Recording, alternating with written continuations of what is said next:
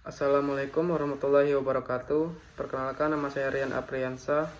NPM saya 2541128. Saya dari kelas manajemen 25B. Di sini saya akan menjelaskan materi tentang fikih munakahat. Arti dan hukum nikah.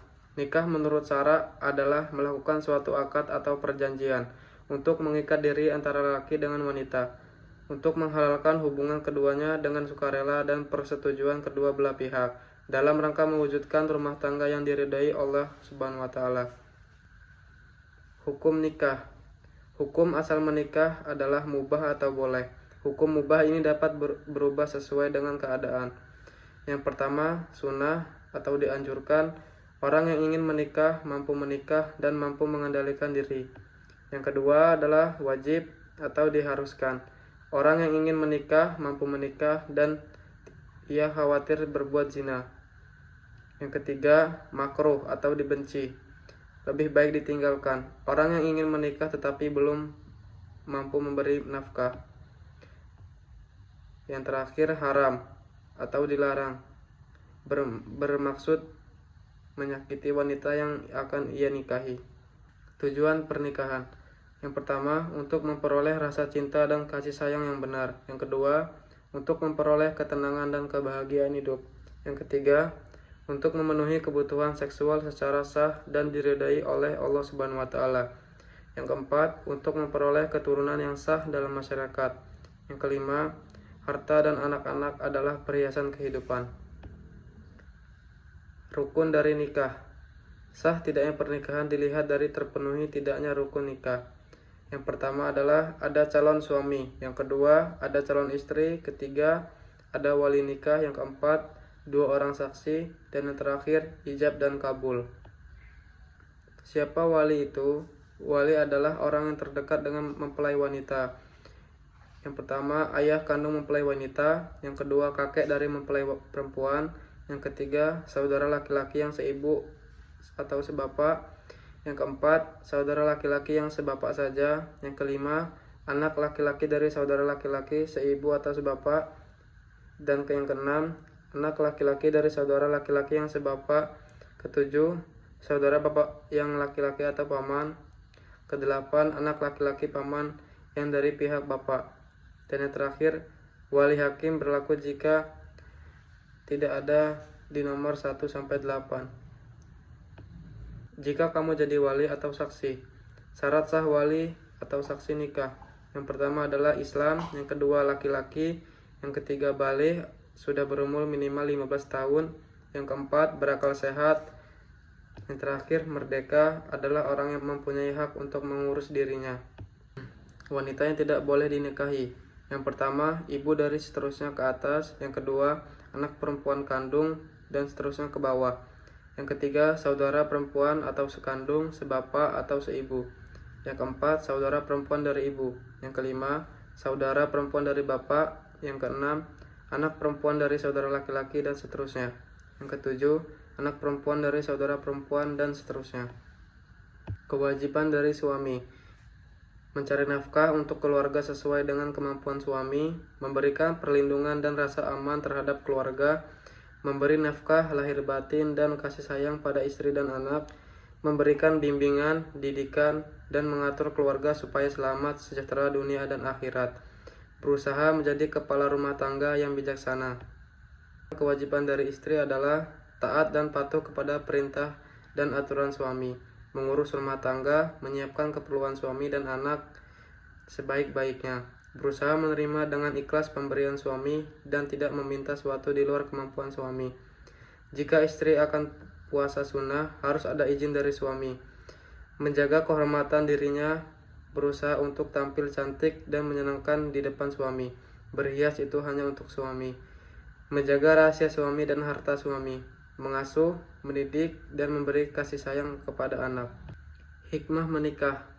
Yang pertama, menikah itu sunnah Rasul dan banyak hikmah. Yang kedua, menenteramkan batin, pikiran jernih, semangat bekerja tinggi, istiqomah, dan menambah khusyuk dalam ibadah.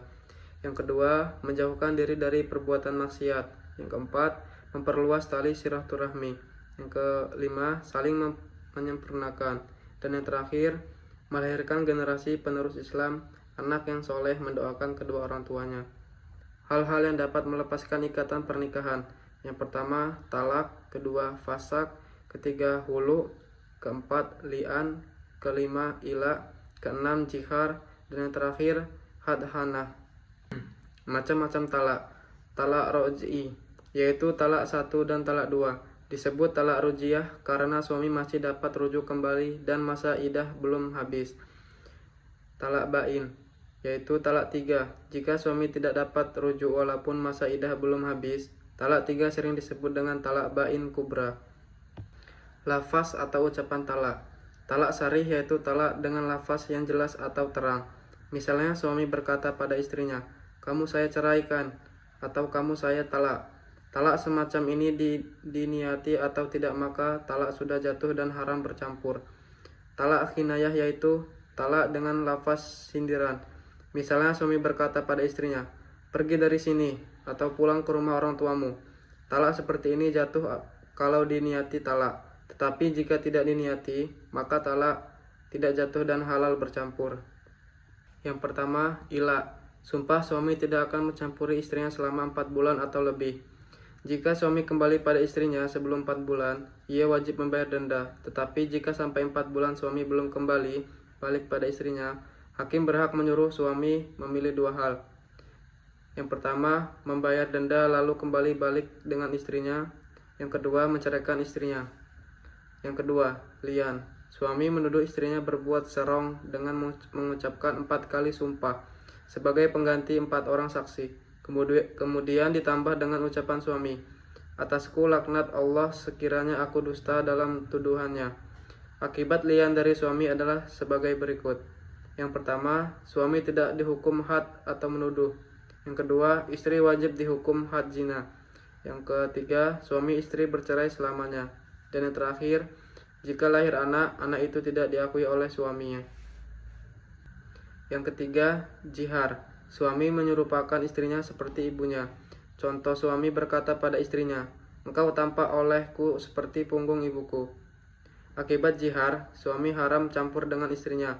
Adapun suami halal campur. Suami wajib membayar kifarat. Ada 3 tingkatan. Yang pertama, memerdekakan budak. Yang kedua, puasa 2 bulan berturut-turut. Dan yang terakhir, bila tidak mampu, wajib memberi makan 60 orang miskin. Yang keempat, hulu. Penceraian atas kehendak istri dengan cara istri memberi uang tebusan kepada suami, supaya mau menjatuhkan talak pada istri. Hulu adalah cerai gugat. Akibat hulu antara lain. Yang pertama, hulu boleh dijatuhkan pada waktu istri sedang datang bulan atau suci tapi sudah dicampuri. Yang kedua, suami tidak dapat dirujuk walaupun masa idah belum habis. Yang kelima, fasa. Rusaknya ikatan pernikahan karena sebab tertentu atau penceraian atas kehendak hakim atau talak yang dijatuhkan oleh hakim pengadilan agama. Sebab-sebab terjadinya fasa antara lain adalah: yang pertama, suami istri ternyata masih muhrim. Yang kedua, suami gila.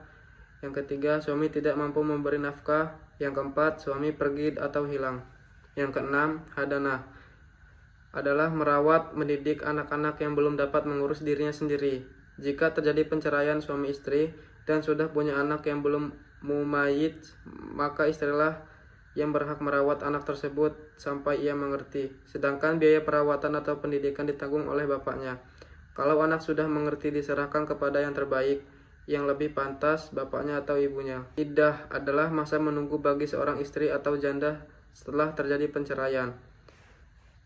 Tujuan masa iddah: yang pertama, memberi kesempatan berpikir pada keduanya untuk melanjutkan penceraian atau rujuk. Yang kedua, untuk mengetahui keadaan istri atau janda hamil atau tidak. Sebab kalau hamil, masa iddahnya diperpanjang sampai dengan kelahiran anak dan kering darah wiladahnya, darah sehabis melahirkan. Macam-macam masa iddah. Bagi istri yang diceraikan suami dalam keadaan hamil, masa iddahnya sampai dengan lahirnya anak dan sampai kering darahnya wiladahnya. Bagi istri yang ditinggal mati suaminya jika tidak hamil, masa iddahnya 4 bulan 10 hari. Bagi istri yang datang bulannya masih lancar, masa iddahnya 3 kali suci. Bagi istri atau janda yang tidak datang bulan, masa iddahnya 3 bulan. Bagi istri atau janda yang belum pernah dicampuri, mereka tidak punya masa iddah. Istri pada masa iddah. Bagi istri atau janda yang ditalak raji'ah, mereka berhak mendapat tempat, pakaian, dan nafkah pangan. Bagi istri atau janda yang ditalak ba'in, mereka hanya berhak mendapatkan tinggal. Bagi istri yang ditinggal mati suaminya, pada masa iddah mereka tidak mendapat nafkah karena sudah mendapat warisan almarhum suaminya. Begitu pula janda dalam masa iddah juga tidak mendapat nafkah. Itu adalah kembalinya suami kepada bekas istrinya pada waktu masa iddah belum habis. Hukum rujuk adalah mubah atau boleh dan dapat berubah sesuai dengan keadaan. Yang pertama, wajib, yaitu bagi suami yang mempunyai istri lebih dari satu dan belum berlaku adil antara istrinya. Yang kedua, sunnah, yaitu apabila dengan rujuk keadaan menjadi baik. Yang ketiga, makruh, yaitu jika dengan rujuk keadaan menjadi buruk. Yang keempat, haram, yaitu jika dengan rujuk istri menjadi menderita. Rukun rujuk. Yang pertama, istri sudah pernah dicampuri. Yang kedua, yang dapat dirujuk istri yang ditalak raji'ah. Yang ketiga, masa iddahnya belum habis. Yang keempat, istri yang dirujuk itu tertentu. Jika suami menjatuhkan talak pada beberapa istrinya, yang dirujuk hanya satu, maka rujuknya tidak sah. Rukun rujuk. Yang pertama, istri sudah pernah dicampuri. Yang kedua, yang dapat dirujuk istri ditalak raji'ah. Yang ketiga, masa iddahnya belum habis.